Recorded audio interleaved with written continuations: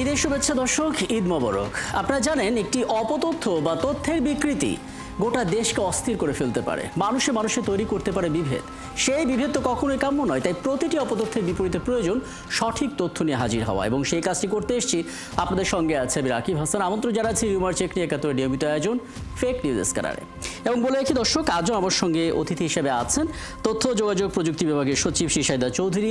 আছেন এই ঈদে যেই চলচ্চিত্রগুলো মুক্তি পেয়েছে তার ভিতরে একটি নীলচক্র, সেই নীলচক্র চলচ্চিত্রের পরিচালক মিঠু খান, এবং থাকবেন অভিনেতা ও নাট্য নির্দেশক দীপক সুমন। আপনাদের তিনজনকে স্বাগত জানাচ্ছি, ঈদের শুভেচ্ছা জানাচ্ছি, ঈদ মোবারক। এবং দর্শক, আমরা আমাদের অতিথিদের সঙ্গে কথা বলবো, আলাপ করার চেষ্টা করবো। তার আগে ছোট একটি খবর আপনাদেরকে জানাতে চাই। সামাজিক যোগাযোগ মাধ্যমে এখন ফেক আইডির জোয়ার চলছে। ফেসবুক, টিকটক, এক্স, ইনস্টাগ্রাম কিংবা স্ন্যাপচ্যাট সহ সবকটি প্ল্যাটফর্ম এখন দেখলে মনে হবে আসল প্রোফাইলের চেয়ে নকল প্রোফাইলের সংখ্যাটাই বেশি। দেখা গেছে সেলিব্রিটি, শিল্পী, আলোচিত রাজনীতিবিদ, বড় রাজনৈতিক দল সহ সমাজের মোটামুটি পরিচিত মুখগুলোর নামেই আছে শত শত ফেক অ্যাকাউন্ট। আর এসব অ্যাকাউন্টগুলো আসল মনে করে অনেকেই ফলো করছেন। এমনও দেখা গেছে একজন সেলিব্রিটির আসল প্রোফাইলের চেয়ে তার ফেক প্রোফাইলে ফলোয়ার সংখ্যাও বেশি। আর সেসব পেজ থেকে ছড়ানো হচ্ছে রাষ্ট্রবিরোধী, ধর্মীয় বিভেদ তৈরির মতন পোস্ট আর গুজব। এই যেমন অভিনেত্রী নুসরাত ইমরোজ তিশা, তার নামে আমরা প্রায় 20টির মতন ফেক প্রোফাইল কিংবা পেজ পেয়েছি। পরিচালক রায়হান রাফির নামেও আছে বেশ কয়েকটি পেজ এবং প্রোফাইল। অভিনেতা আফরান নিশোর নামে ফেক পেজ আর প্রোফাইলের সংখ্যা গুনতে গুনতে আমাদের কয়েক মিনিট পার করে ফেললাম।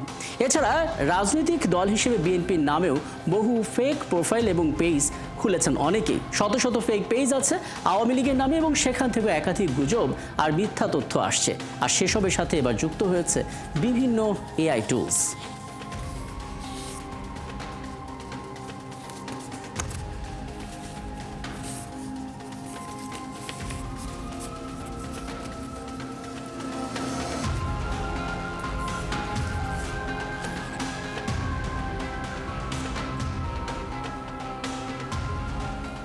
দর্শক, আমরা আগেই জানিয়েছি আমাদের সঙ্গে আমাদের অতিথিরা আছেন আইসিটি বিভাগের সচিব শিশাইদা চৌধুরী এবং আছেন পরিচালক মিঠু খান। আপনাদের দুজনকেই স্বাগত জানাচ্ছি, ঈদের শুভেচ্ছা জানাচ্ছি, ঈদ মোবারক। জনাব শিশাইদা চৌধুরী, আপনার কাছে আসবো এবং একটা বার্তা, একটা সমাধানের জন্য আপনারা কি করছেন সেগুলো জানবো। তার আগে বিভিন্ন কেস স্টাডি আপনার সামনে তুলে ধরতে চাই। আমার সঙ্গে যিনি আছেন জনাব মিঠু খান, আপনার কাছ থেকে একটু শুনতে চাই, আপনি যে চলচ্চিত্র তৈরি করেছেন নীলচক্র, এই চলচ্চিত্রে যে থিম বা সাবজেক্ট, সেখানে একটা বড় অংশ জুড়ে আমরা যতদূর জানি যে সাইবার ক্রাইম উঠে এসেছে, এবং ফেক অ্যাকাউন্ট খুলে বিভিন্ন প্রতারণা, বিভিন্ন গুজব ছড়ানো, এই সব কিছুই সাইবার ক্রাইমের মধ্যেও পড়ে। একটা চলচ্চিত্র তৈরি হয় বিভিন্ন কেস স্টাডি, বিভিন্ন রিয়েল লাইফ ফ্যাক্টগুলোকে নিয়ে।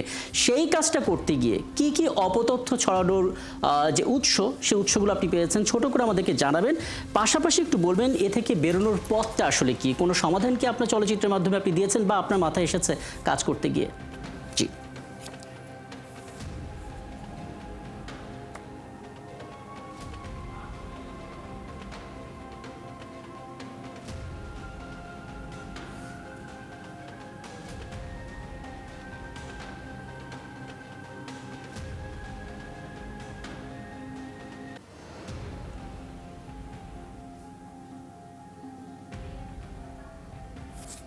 করে যে ছাড়া হচ্ছে সেটা আসলে আমি দেখতে পাচ্ছি যে প্রথম সারির এই নিউজ পেপারগুলো বা এগুলোও কনফিউশনে থাকে, বা তাদের প্লেট বানায় যে ছাড়া হচ্ছে, এইগুলো যে ভিউ বাণিজ্য, এটা খুবই সমাজের জন্য এবং দেশের জন্য যে কতটা কনফিউজিং, এটা আসলে এইসব না দেখলে বোঝা যায় না।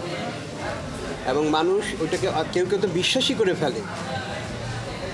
এই বিশ্বাসের জায়গা থেকে আমরা দেখতে পাচ্ছি যে অনেক মানুষ ওইটাকে, আমি নিজেই অনেক ইনবক্স পাই, পরবর্তীতে দেখি যে ওটা আসলে ঠিক না। তো এটা প্রথমে আমি বলবো যে আমাদের যেই সোশ্যালি যেই বিষয়গুলো আসে, সরকারের উচিত এর থেকে কোনো একটা ব্যবস্থা নেওয়া। এবার আসি আমার সিনেমার ক্ষেত্রে। আমার সিনেমা হচ্ছে সোশ্যাল অ্যাওয়ারনেসের একটা জায়গা, যেখানে আপনার ছেলেমেয়েরা বর্তমান জেনারেশন যে ভাইরালের নেশায় যাতা করে বেড়াচ্ছে, তার থেকে সে ভিকটিম হয়, তার পরিবার ওই সাফার করে, সেই পরিণতিটা আমি আমার সিনেমার মাধ্যমে দেখাইছি। তো এই হচ্ছে আমার বক্তব্য আর কি। আচ্ছা, আমি ধাপে ধাপে আপনার কাছে আসবো। আমি আরও একজন অভিনেতা নাট্য নির্দেশক দীপক সুমনের কাছে যেতে চাই। দীপক সুমন, আপনাকে আমন্ত্রণ জানাচ্ছি এবং অভিনয় করতে গিয়ে বিভিন্ন চরিত্রায়ন বা গল্পের সাথে মিশতে গিয়ে বিভিন্ন গল্পের সঙ্গে কাজ করতে গিয়ে সেখানে নিশ্চয়ই এই সাইবার ক্রাইম সংক্রান্ত বিভিন্ন কাজগুলো আপনি করেছেন। পাশাপাশি বলছিলাম আমরা যে যারা মোটামুটি সমাজে পরিচিত মুখ তাদের নামে অনেক ফেক অ্যাকাউন্ট থাকে এবং এটাও এক ধরনের গুজব ছড়ানোর উৎস হিসেবে ব্যবহৃত হয়। কোনো অভিজ্ঞতা আপনার এবং আপনার আসলে ইন্ডাস্ট্রি কলিগের আছে কিনা সেটা প্রথমে একটু শেয়ার করবেন, তারপর আমরা সমাধানের বিষয়টা নিয়ে কথা বলবো।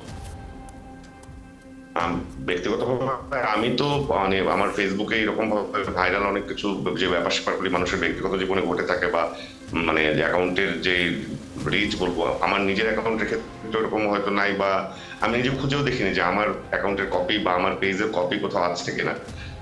কারণ আমি তুলনামূলক এই বিষয়ে কম সময় কাটে, কিন্তু আমার কলিগ বিশেষ করে মিডিয়াতে যারা কাজ করে তাদের প্রায় প্রত্যেকেরই মানে একটু যদি তার বাজারে পরিচিতি থাকে, মানে মিডিয়াতে পরিচিতি থাকে, তাহলে তাদের 5টা 10টা অনেকের অসংখ্য ফেক অ্যাকাউন্ট আমি নিজেই দেখতে পাই।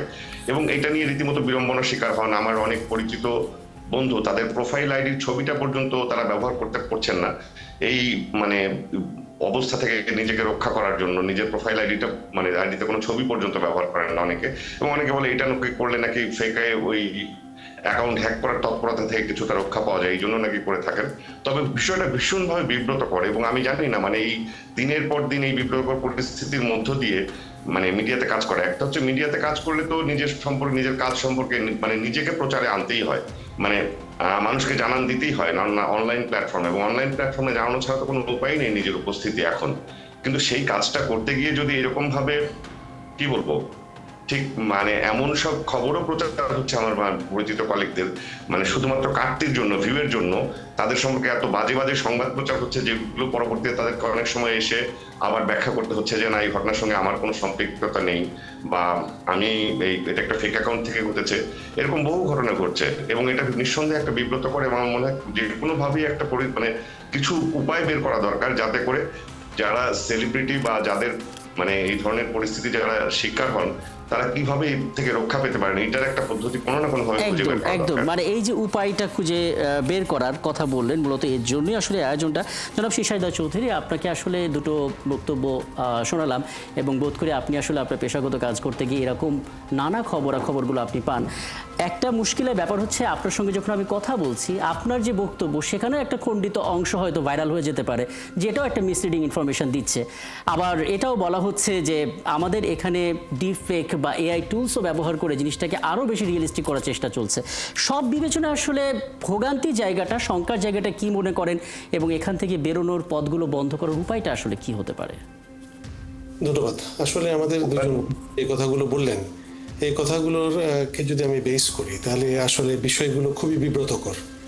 এখানে সেলিব্রিটি যারা আছেন বা নির্মাতা যারা আছেন তাদের অ্যাকাউন্টগুলোকে ক্লোনিংটা তো পরের ব্যাপার, কিন্তু ফেক যে আইডিগুলো ওপেন করা হচ্ছে এখন, ওপেন করার পরবর্তীতে তারা যে কার্যক্রমগুলো করে সেই কার্যক্রমগুলো আসলে একটা বড় রকমের বিভ্রান্তি ছড়ায়। যেমন ধরেন আমরা অনেক সময় ফটো কার্ড দেখছি, আমাকে প্রতিদিন অন্তত পক্ষে মিনিমাম 50টা এবং ঊর্ধ্বে অন্তত শতাধিক ফোন কল রিসিভ করতে হয় যে একটা মেইন মূলধারার সংবাদপত্রের মধ্যে এই একটা খবর ছাপা হয়েছে, ঘটনাটি সত্যি কিনা। তো ধরেন মানে যে আমাদের সরকার ব্যবস্থার পরিবর্তনের পরে বা বর্তমান সরকার, অন্তর্বর্তীকালীন সরকার আসার পরে আমরা জানি যে বাংলাদেশের ইতিহাসে সবচেয়ে বেশি সাইবার অ্যাটাক হচ্ছে এখানে মিস ইনফরমেশন, ডিসইনফরমেশন, রিউমার, হেট স্পিচ এবং অ্যান্টি কমিউনাল হারমোনি ইস্যুসগুলো কিন্তু পরিধানযোগ্য। তো এই জায়গাগুলোতে টার্গেট করে দেখা যাচ্ছে যে একটা মূলধারার পত্রিকাকে ফটোকাট করে একটা খবর ছড়িয়ে দেওয়া হচ্ছে, এবং এইটা ইনোসেন্টলি কিন্তু অনেক এগুলোকে শেয়ার করছে। এখন যিনি হয়তো এটাকে দেখছেন বা তিনি হয়তো বুঝতে পারছেন না, না বুঝে কিন্তু শেয়ার করছেন, এটা কিন্তু স্প্রেড হয়ে যাচ্ছে। এবং আরও একটা বিষয় হচ্ছে যে এই বিষয়গুলো ভাইরাল হয় খুব অল্প সময়ের মধ্যে। এখন আমরা যে সমস্ত এজেন্সিসগুলো আছে এই জিনিসে এটাকে কমব্যাট করার জন্য, তারা ইমিডিয়েটলি কিন্তু অ্যাক্ট করছে। তবে এখন একটা আশার বিষয় হচ্ছে যে আমাদের যে ল এনফোর্সিং এজেন্সিসগুলো আছে এগুলো কিন্তু ভেরি ওয়েল কোঅর্ডিনেটেড ওয়েতে কাজগুলো করছে, ইনক্লুডিং আইসিটি ডিভিশন, আমি যে জায়গায় কাজ করছি। তো এই কাজগুলো করার মধ্যে যেটা হচ্ছে, সে ইমিডিয়েটলি এটাকে কমপ্লিট করার চেষ্টা করা হচ্ছে, এবং যেগুলোকে ফেক বলে আইডেন্টিফাই করা হচ্ছে স্ক্যানিংয়ের মাধ্যমে, এগুলোকে তাৎক্ষণিকভাবে আমরা বিটিআরসি যে প্রতিষ্ঠানটি আছে, বাংলাদেশ টেলিকম রেগুলেটরি কমিশন, তার মাধ্যমে সামাজিক যোগাযোগ মাধ্যমগুলোর সাথে টেক আপ করা হচ্ছে। মেটা বা ধরেন ইউটিউব বা টিকটক যে সমস্ত বেসগুলো আছে, সেই বেসগুলোতে আমরা যখন যোগাযোগ করছি, ইমিডিয়েটলি এটাকে হয়তো ডাউন করে দেওয়ার চেষ্টা করা হচ্ছে। তবে একটা সংখ্যা হচ্ছে যে তাদের কিছু কমিউনিটি স্ট্যান্ডার্ড আছে। এই কমিউনিটি স্ট্যান্ডার্ডগুলো যদি ওই ফেক আইডিগুলো ভায়োলেট না করে, তখন তাদেরকে কিন্তু আমাদের একাধিক প্রমাণ দিতে হয়। এই প্রমাণ দিতে যেয়ে কিন্তু যা সর্বনাশ কিন্তু হয়েই যায়। তারপরে আসার কথা হচ্ছে যে আগের চেয়ে এই জিনিসটা কমে এসছে কম্পারেটিভলি।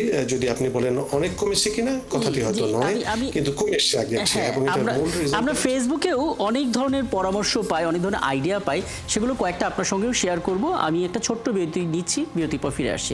আমাদের সঙ্গে থাকবেন দর্শক, আপনারা আছেন ফেক নিউজ স্ক্যানারে, ছোট্ট একটা বিরতির পর ফিরছি, সাথে থাকবেন আমাদের। সাথে থাকার জন্য অনেক ধন্যবাদ। আপনারা আছেন একাত্তরে, চলছে রিউমার চেক নিয়ে একাত্তরে নিয়মিত আয়োজন fake news scanner. Rakib Hasan আপনাদের সঙ্গে আছে এবং আমার সঙ্গে আবার অতিথিরা আছেন। আমি এই পর্যায়ে ছোট করে একটা করে সমাধান একটু জেনে নিব, তারপর শিশাইদা চৌধুরীর কাছে যাব। শুরুতে মিঠু খান, আপনি আমাদেরকে বলবেন এই রিউমার, এই অপতথ্যগুলো বন্ধ করা, সাইবার ক্রাইম বন্ধ করার জন্য কোন কাজটা সবার আগে করা যেতে পারে আপনার দিক থেকে, একটা আইডিয়া। জি।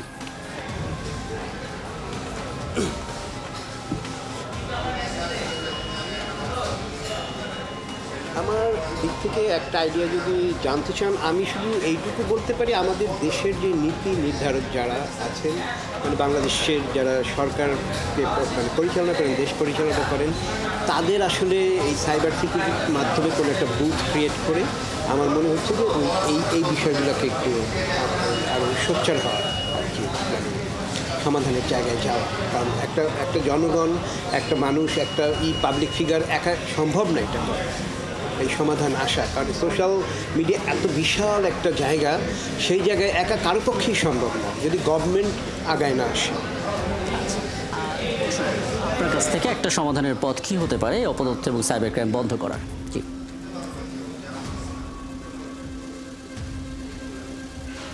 দীপক সুমন, শুনতে পাচ্ছেন? আপনার দিক থেকে একটা পরামর্শ, একটা আইডিয়া আমরা জানবো, যেটা দিয়ে আসলে এই অপতথ্যগুলো বন্ধ করা যেতে পারে। সরকার আসলে কি করতে পারে, কি প্রত্যাশাটা করছেন? আচ্ছা, মানে সরকার কি করতে পারে এই জায়গাটা আমি বরং অন্যদিকে বলতে চাচ্ছিলাম, তবুও সরকারের কথাই বলি। আসলে মানে 18 কোটি মানুষের যদি মানে অধিকাংশ মানুষ যদি এই ধরনের বিষয়গুলি ডিল করতে থাকেন, বুঝে বা না বুঝে, হয়তো কিছু সংঘবদ্ধ লোক এগুলি নিজেদের ভিউজের জন্য বা কোনো অপতৎপরতার উদ্দেশ্যে কাজটা করছে, কিন্তু মানে না বুঝে অনেক লোক এই সমস্ত ফেক নিউজের পিছনে ঘুরছে এবং সেগুলোকে ভাইরাল করে ফেলছে, এবং তারা হয়তো অপরাধও করছে না। কাজেই অপরাধ যে করছে না কিন্তু এর সাথে সংযুক্ত হচ্ছে, সরকার তাদেরকে হ্যান্ডেল করবে কিভাবে, এই বিষয়টা আমার মনে হয় সরকার কত বেশি জনসচেতনতা তৈরি করতে পারবে মানুষের মধ্যে, সেই মানে কি বলবো সুকুমার বৃত্তির বিকাশ বা মাতৃর মননটা তৈরি, যে মানে ফেক নিউজ যাচাই করার ব্যাপারে আমরা বারবার বলছি, সচেতন করার কথা বলছি যে ফ্যাক্ট ফাইন্ডিংস বিভিন্ন সাইট গড়ে উঠেছে, সেখানে চেক করার নানা রকম ওয়েও তৈরি হয়েছে, মানে সচেতনতার জায়গাটা তৈরি করার কথা বলছেন। আমি তাহলে এই দুটো আইডিয়া নিয়ে জনাব শিশাইদা চৌধুরী আপনার কাছে আসতে চাই।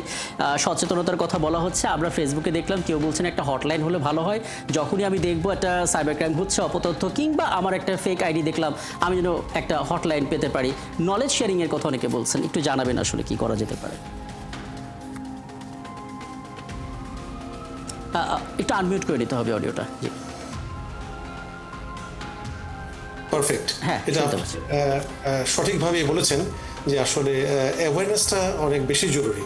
এখন ধরেন একজন ব্যক্তি যখন একটি পার্টিকুলার সাইট তার, অথবা তার একটা পেজ অথবা তার আইডিটা হ্যাক হওয়ার সম্ভাবনা থাকে, তো তাকে একটা স্ট্রং পাসওয়ার্ড ব্যবহার করতে। আর আমি ইন্ডিভিজুয়াল লেভেলে আসছি, সচেতনতা এরকম যে ঠিক আছে, আমি আমার যেহেতু আমি ব্যবহারকারী, very frequent user of my social platform, সেজন্য এগুলোকে স্ট্রং পাসওয়ার্ড দিয়ে আমি প্রোটেক্ট করলাম। সেকেন্ড হচ্ছে সাসপিশাস যে লিঙ্কসগুলো আছে, এই লিঙ্কগুলোকে কোনোভাবে ক্লিক না করা, এবং যে সফটওয়্যার আপডেটসগুলো আছে, সবগুলো সফটওয়্যার আপডেটস কিন্তু সবসময় না নেয়, এবং প্রাইভেসি সেটিংস যেগুলো আছে এগুলোকে একটু স্ট্রেংথেন করার চেষ্টা করা।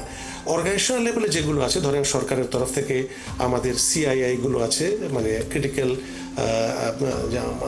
ইনফরমেশন সেন্টার যেগুলো আছে, সেগুলোর মধ্যে এসওসি যেটাকে আমরা সক বলছি, security operation centre, network operation centre, এগুলোকে স্ট্রেংথেন করা।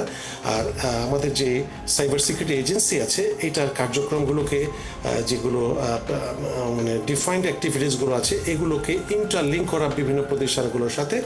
একই সাথে আমরা যত দ্রুততার সাথে এই বিষয়গুলোকে কম্প্যাক্ট করার আমাদের প্রয়োজন সেই জিনিসগুলোকে অন্তত সামনে রেখে আমাদের কোঅর্ডিনেশনটাকে আরও বাড়িয়ে তোলা। এখন আপনি হয়তো বলবেন যে যদি অ্যাওয়ারনেসটা বিল্ড আপ করা যায়, কোঅর্ডিনেশনটার প্রয়োজনীয়তাটা এতটা কি?